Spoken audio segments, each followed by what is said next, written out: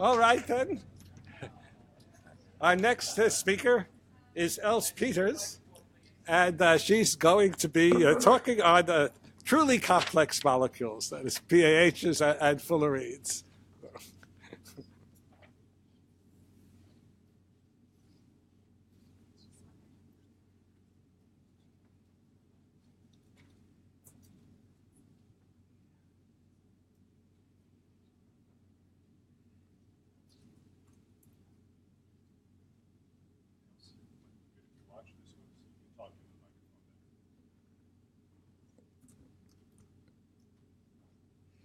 So I will give you a brief overview about what we know about PAHs and fullerenes in space. And so the outline of my talk, first we'll discuss a little bit, give a little bit of the background. So how do we know PAHs and fullerenes are in space, and why do we care about them? And then I will go into more details about what can we learn from the observations about these big carbonaceous molecules. And I will show you evidence of the photochemical evolution of the pH population. I will briefly discuss a little bit how pHs form, how fullerenes form, and I will make a distinction between the environments between the star, the interstellar medium, as well as the environments around dying stars, because the conditions are quite different between those two types of environments. And I will end with a brief overview of where the future will bring us. So if you want to talk about PAHs in space, the wavelength to go to is the infrared. And so here, here I show you a spectrum in the infrared going from 3 to 20 microns, so between 3,300 and 500 wave numbers. And so what you see in red here is very broad and strong features which dominate the infrared spectrum. This is a spectrum of a dying star, but if you would look at the star-forming region, it would look very similar to this. And when I'm talking about the star-forming region, I'm not talking about the environments that Paula was talking about dense cores and so on. I'm talking about the environments around massive and intermediate mass stars. And so we see these strong infrared emission features, and these are due to the vibrational transitions of what we now think they're polycyclic aromatic hydrocarbons. Now, as was mentioned already before, we're talking here about a family of molecules. Okay, we have not detected a single pH molecules in space. If you look in the infrared, we have detected benzene in 3 environments. However, if you look at these infrared features, which we attribute to these polycyclic aromatic hydrocarbons, you actually see them in an almost infinite list of environments. And so they're very, very abundant. And so I do not have a chemical background, and I will basically give you a kind of an astronomical view of what we think about pHs and fullerenes. And so in the remainder of the talk, unless explicitly mentioned, I'm going to refer to PAHs in the astronomical definition. And I hope you don't get a heart attack here, because astronomers are really very, very simple-minded in that way. So the chemical definition is polycyclic aromatic hydrocarbons, just pure carbon and hydrogen, and that's it. And I show you a few structures here on this slide. Astronomers, they basically assign pHs to everything that more or less look like a pH. So we can replace the hydrogen with some other deuterium or some functional groups. We can replace a carbon atom with a nitrogen atom, for example, in the skeleton. And so we don't, unless we're going to specifically talk about the different carriers, we do not make that distinction. So everything is a pH molecule. So if you look at pHs in space, in the infrared, I already mentioned, you see them almost everywhere. And so PAHs are found in what we say photodissociation regions. These are regions in the universe where hydrogen is neutral. All of the neutral hydrogen regions are comprised in PDRs, as well as the majority of the molecular gas. And when I talk about the molecular gas, I once again refer to hydrogen in molecular form. And so it's a large fraction of the interstellar medium. And so it shouldn't be come as a surprise, as a consequence, that if you look, for example, as a star-forming galaxy, as you see in this pretty picture from Spitzer, that you see emission of these molecules across the entire galaxy. And so these two images that I show you here are multi-composite images. And so we have the spectrum in the infrared again, and so particular wavelength regions are given a particular color in this image. And so you see that everything in these images which is red is due to these molecules. And it's clear that if you look at a star-forming region, the bottom picture, or a star-forming galaxy, you see these molecules everywhere. And so it's clear that PAHs pervade the universe, and to put it a little bit more in perspective, if you look at the total power output of a normal star-forming galaxy, across all wavelengths, 10 to 15% of the total power is emitted in these infrared features. And so this is an immense amount of energy, and so this speaks to how important these molecules are in space. For fullerenes, it's a similar story. Fullerenes, we have been looking for fullerenes for quite a while now, and it took up to 2010 before we could certainly identify the infrared emission of C60 and C70. And so this figure has been shown before as well. You see a spectrum of a dying star.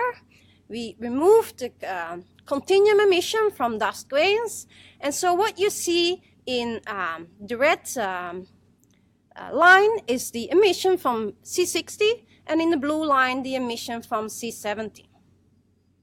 Now, unlike with PAHs, which you almost see their emission everywhere, with fullerenes, it's a little bit less pervasive. And so we do have detected neutral fullerenes, neutral C60, in a collection of evolved stars, the interstellar mediums, as well as some young stellar objects. Neutral C70, we have only detected so far in one dying star, nowhere else. And we also have a tentative detection in the infrared of C60 plus, in this case in an interstellar environment. Now you may see the list of references that I show at the bottom of the slide. It basically speaks to how few detections, in a sense, there are from fullerenes compared to PAHs. If you look at PAHs in the infrared, I cannot even start listing all the references. But for fullerenes, they, of course, have only recently detected in space in 2010, while for PAHs we know already from the 70s that we saw these emissions. For fullerenes, it's more restricted, and we're still in the process of finding more sources of where we see these fullerene emission. Now, we have a different story if we go to optical wavelengths, because as was already discussed before, in the optical regime, we have a huge list of absorption features, which are shown in this lower graph here, which are referred to as a diffuse interstellar bands. And these diffuse interstellar bands, almost none of them have been identified, although we know of their existence for a very long time. And so only recently, a couple of years ago, there was a detection with cationic C60+, which was actually, there was a laboratory experiments that determined gas phase spectrum of C60+, and that was used in order to identify as 2 up to 5 diffuse interstellar bands due to this molecule. On the other hand, for PAHs, there is not a single detection in the optical. Okay. Now, if you look at the class, PAHs and fullerenes, they're widespread, they're also abundant. Okay. And so they're very important for several reasons. And one of the reasons is they're the largest carbonaceous molecules that we have detected so far, the largest molecules. You know, we've seen these graphs, which were unreadable with all the molecules that were detected. The PAHs and the fullerenes are in a class apart, Okay? They're much, much larger than the other molecules. Now, they play a very important role in various physical and chemical processes. For example, they are important for they're the most important heating source if you talk about the regions where hydrogen is in neutral form due to the photoelectric effect. And so they set the temperatures of your environments. As we already heard, they have very large surface areas, and so they partake in the chemistry. Another way they can partake in the chemistry is that these molecules can be ionized, as we already seen, and so they influence the charge balance and therefore the abundances of different elements. Now, I've already told you that from the pH detections in space, we cannot, in the infrared, we're talking about a molecule. There are different flavors, two extreme flavors right now. What we think is how large this family is. We think one hypothesis is that we are talking about millions of these molecules. Okay? In the infrared, where we detect these features, we cannot distinguish between all these different molecules. The other hypothesis is completely the opposite. And we talk here about the grand pi hypothesis, that instead of having millions, chemistry and the processes in space are such that you only have the survival of the most stable pH molecules. And so it's a survival of the fittest. And in that case, we're talking about perhaps 10 pH molecules that are able to survive at the regions where the pH emission peaks. So despite the fact that we don't know which molecules are out there, we can actually learn an awful lot from what we see or observe in the infrared. And so I will give you a little bit, a few examples to give you a flavor of what we can learn from these type of, from these molecules, despite not knowing what the carriers are. And so here I show you some zoom-ins of the infrared profiles of the main features of these pH molecules. And so you can see clearly in the left figure that for the different colors, these different types of environments, we have quite distinct profiles. They don't only shift towards the red, but the profile itself changes. And so in the right figure, you have a similar overview, but since the original discussion about the profiles, we have some more new profiles that we have found in space. And so these band profiles, from an observational point or from an astronomical point, we can kind of look for what are the relationships that with other parameters that we know. And so we know that they depend on which object you're looking at. We know that they depend if whether you're looking in the interstellar environment, stuff between the stars, or if you're looking at the material which is directly related to a given star, so the circumstellar environments. We know these profiles, they vary within the interstellar medium. And we also know if you look at the temperature of your star, and therefore the radiation that these molecules can receive from the star, that the profiles depend on the temperature of your star. And so those observations by itself point that you have structural changes in your pH population. And so there are very different hypotheses about what that could be, but the leading hypothesis currently is that you have a varying degree from aliphatic to aromatic ratio in the material that you're looking for. So here already, if you're talking about in a chemical definition of pHs, there is no aliphatics. And so here you have to take into account the broader astronomical interpretation of pH.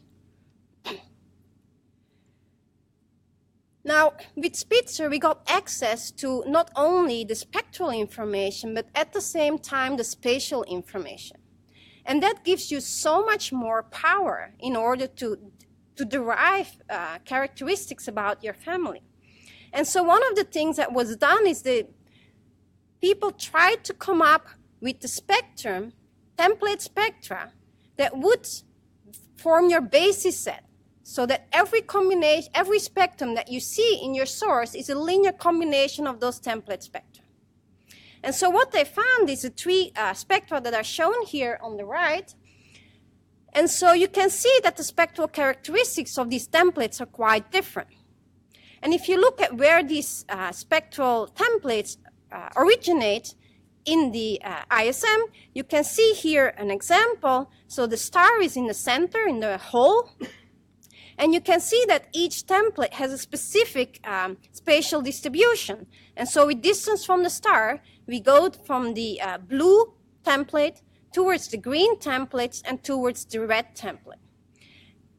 And so it is hypothesized that what you actually are seeing is that you go from a population which is dominated by cationic pHs to a population where the neutral pHs are more important, and then to a populations where you're talking about pH clusters or perhaps very small grains, the nanoparticles that we heard about before. Now, this means that you basically have processing, UV processing going on, because you go from a region far away from the star where you have your pH clusters and your very small grains, and if you have UV photons available, you're basically going to process these and you form pHs. And so you make the link here with pH population and the very small grain population. Now on the other side, if you go closer to the star, what you will see is two different spectra. And so here on the bottom, you see two spectra. One spectrum is taken very far away from the star, and the other spectrum is taken closer to the star. And you can see at the spectrum far away, it's a typical pH spectrum. You see all the pH bands are very prominent. But once you go closer to the star, you see that we also, in addition to the pH emission, get emission from the Fullerenes. And so what Verne and Thielens have done is they've calculated the abundance of PAHs and Fullerenes with distance from the star. And what they found is that the Fullerene abundance is much stronger closest to the star, and the pH abundance is much stronger further away from the star. And so here again, the hypothesis that was put forward is that you need your UV photons in order to modify, to process your pHs and form the Fullerenes. And this has now recently been shown in the lab to actually work. And so what is shown here is we have four different molecules. We have C60 on the top. We have a pH molecule comprised of 60 carbon atoms. Then we have a pH molecule comprised of 66 carbon atoms. And then we have C70.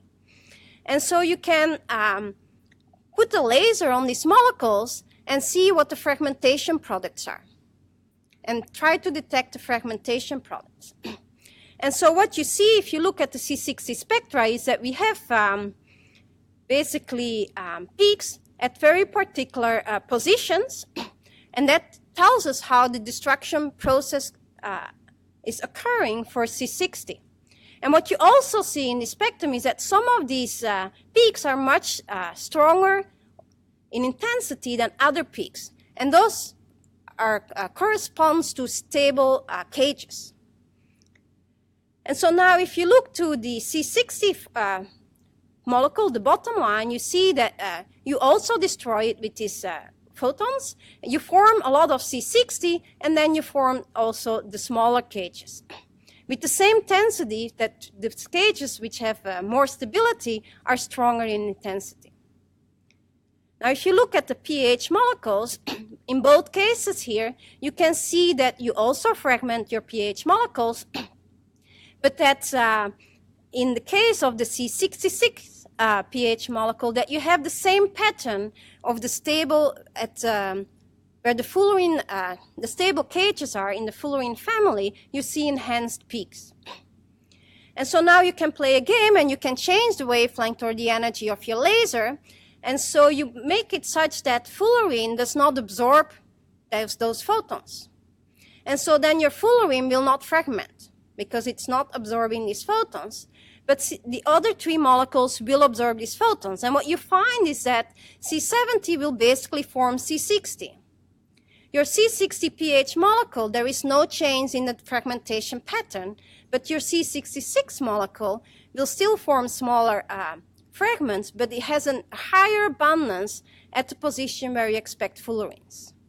And so it's hypothesized that you have your large pH molecules, in this case, you need more than 60 carbon atoms.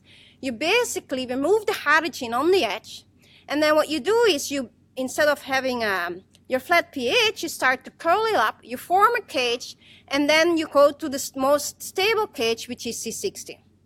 And so that's put forward as a top-down chemistry route in order to form the C60 fullerenes in the ISM.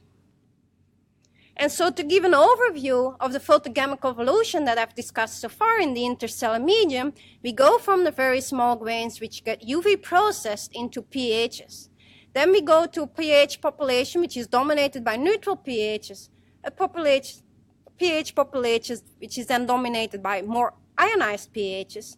And then if you come very close and you have sufficient UV radiation, you're going to break down your pHs, and the largest ones will form your fullerenes. However, this is the connection of your pH family with the very small grains and your fullerenes. But what do we know about the pH family itself? And so we already know there is a distinction by charge, as I've discussed earlier. And so on the left-hand side, you see that same distribution, spatial distribution with charge, with an ionized population closer to the ionizing source compared to the neutral population. But we also know from laboratory experiment that some features are more prominent in neutral pHs and some features are more prominent in ionized pHs. And that's what we see also in the astronomical observations. We find that the neutral bands correlate very strongly with each other and the ionized bands correlate very strongly with each other. So if you look at the pH emission in space in the infrared, what we know is that we have the major parameter that changes your spectrum is a charge distribution of your pH. But now let's look at just the ionic bands. So we're looking at the 6 to 9 micron region, and so actually the 7 to 9 micron region. And here you see the main features of in that wavelength regime. And what we did is we did a very, very simple decomposition of the emission, power emission in that band. Very, very simplistic. But nevertheless, being so simplistic, we can look at each component in our decomposition and look at the spatial morphology of that component. And what you see is that it's quite distinct. Now, if those features were only governed by the charge balance of your pH population, you would see exactly the same morphology for all the 4 components.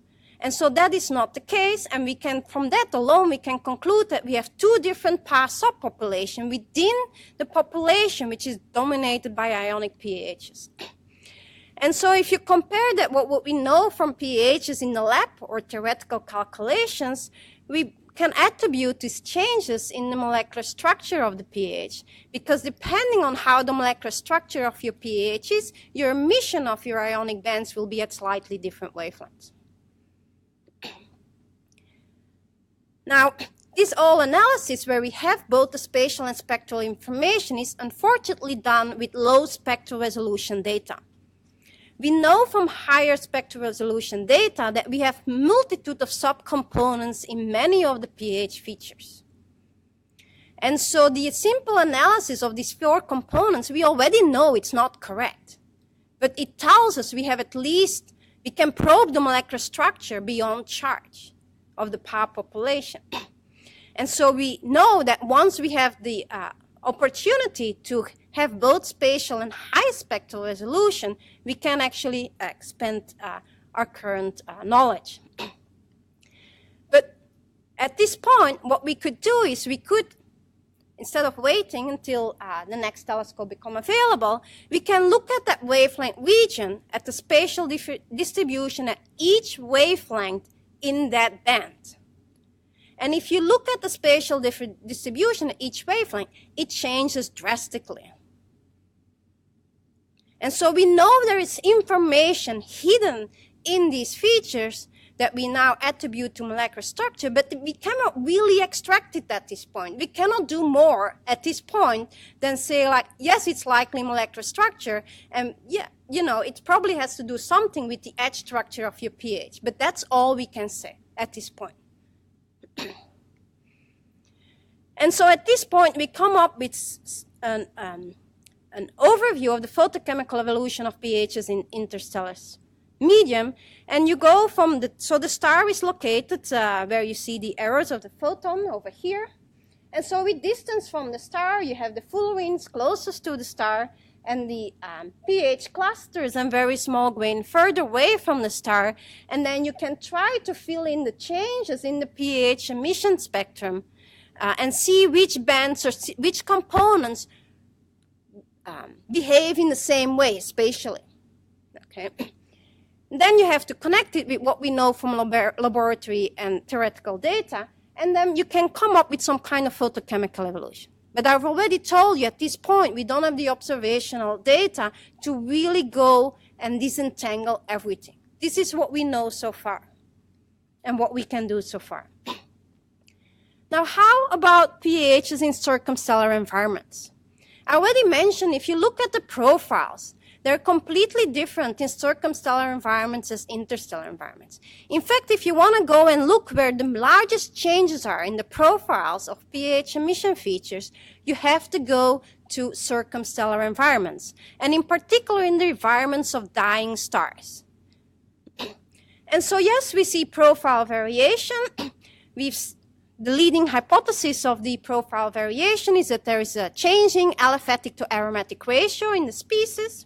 What we also know from these profiles is that pure pHs cannot explain all of the emission that we see. One of the hypotheses is that we need to remove a carbon atom and put a nitrogen atom in its place in order to explain the wavelength at which we see some of the emission. And so yes, we have pH evolution in circumstellar environments, but those environments at this point, we don't have both the spatial and the spectral information that we can combine for most cases. We do know, however, if we look at these circumstellar environments and we look at the temperature that our star has, we see that their pH emission respond to that. The profiles respond to that. So here as well, we have a UV processing going on of the pH family. So how about the pH Fullerene connection involved in circumstellar environments, in particular in this case in dying stars? And so as already was mentioned, you form in your when a low mass or intermediate mass star ends its lifetime, at the beginning of this process, what it does, it basically expels its outer layers. And so you form your circumstellar environment, which is basically gas phase at that point because of the temperatures. Now, at some point, the temperatures and density are small enough that you can start forming molecules. And we already heard that you basically can form benzene and pHs starting from your elements that you get in the outflows of these stars. Now, what the laboratory experiments tell us that depending on the temperature of your environment, you form different carbonaceous material. And so what we see in evolved stars is that the majority of our sources make pH emission because that's what we see everywhere.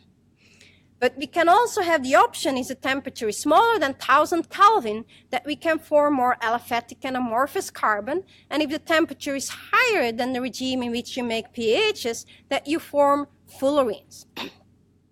And so based on the observations, we know that the most standard conditions that we encounter in these environments is really the conditions where the temperatures are between 1000 and 7000 and 1700 Kelvin, and you have hydrogen available, because then what you will form is pHs and graphitic soot. Now, in the interstellar medium, I told you that you can basically have UV processing of your pHs if they're large enough and basically break them down to C60. Would that process work in circumstellar environments? And so here I show you the spatial information about this dying star where we have both C60 and C70 detection. And so what you see here is also, once again, a multicolor image. And in red, you see the dust continuum emission. In blue, the ionized gas. And in green, the Fullerene emission. And so you can see that the Fullerene emission is located in a 5 arc-second ring around the central star. Now, if you look at the spectrum from these Fullerene sources, there is no typical pH emission. There may be a tiny feature at 11.4, and if you assume that's due to pHs, where it's located is in the center, where you see the dust continuum. So PAHs and Fullerenes, they are not co-located. In fact, if you have in the interstellar medium, you use your UV photons to break down your pHs, what you see here is that the pHs are closer to the star and so receive more UV radiation than where the Fullerenes are. The other observational fact that we know is if you look at evolved stars, dying stars, most of them have pH emission. There's only a small fraction of them that shows Fullerene emission, around 3 to 5%. And all of these, where we see Fullerenic emission, are low excitation planetary nebula, which means that those are the environments where the UV radiation is lowest compared to other environments around these dying stars. And so if you would think that Fullerenes form from pH formation, from pH destruction because of this UV processing, you would think that if you can form already your Fullerenes in these low excitation environments, of course you must form them in the high excitation environments. And that's not what we see. However, if I go back to our from laboratory experiment and the different regimes, what we also know from laboratory experiments, once you make Fullerenes, once you make PAHs, you also make a lot of dust. And so maybe what's going to happen is that you actually make the dust along with the pH or C60. The dust is different in these different regimes, and so what you get is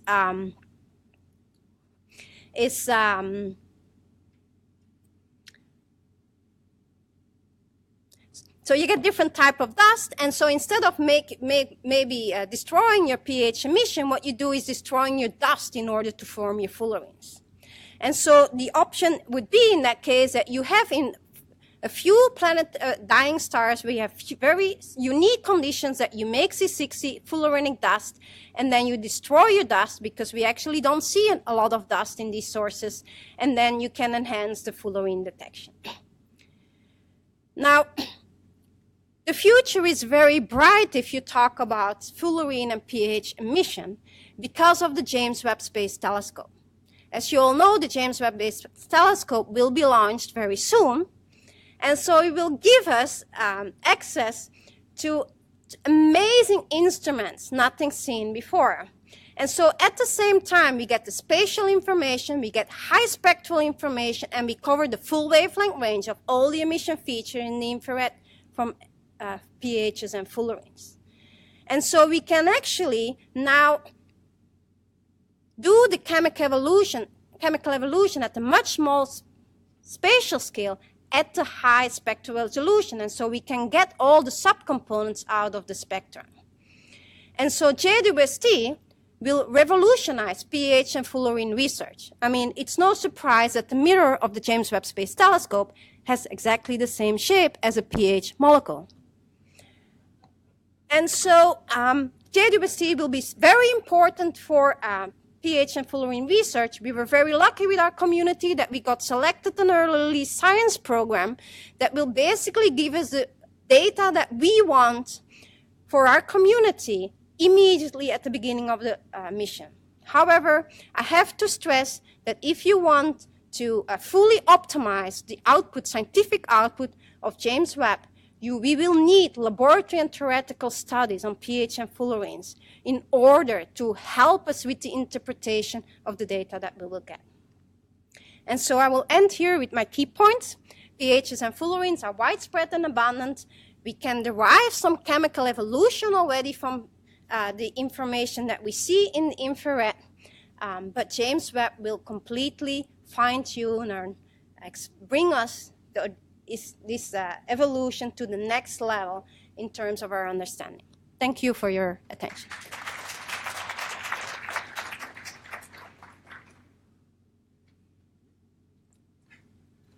We have time for one question. Are there questions?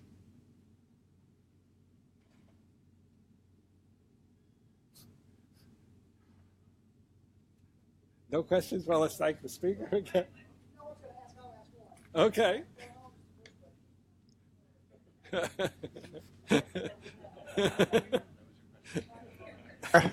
I was just going to ask if there's any evidence yet for heterocycles. That's all. And where you have a nitrogen replacing the carbon, or an oxygen or a sulfur replacing one of the carbons. That's all. Thank you. So, well, the only evidence that there is observationally is that the emission feature of the 6.2 band happens at 6.2, which is 1666 wave numbers. And so if you look at pure PAHs, the emission of the CC mode will happen towards the red. And so you need something to do to your traditional pure pH molecule in order to move it towards shorter wavelengths. And so one of the hypotheses is that you need to put nitrogen in the skeleton, not just at the edge, in order to move that band systematically towards the shorter wavelengths. Thanks again.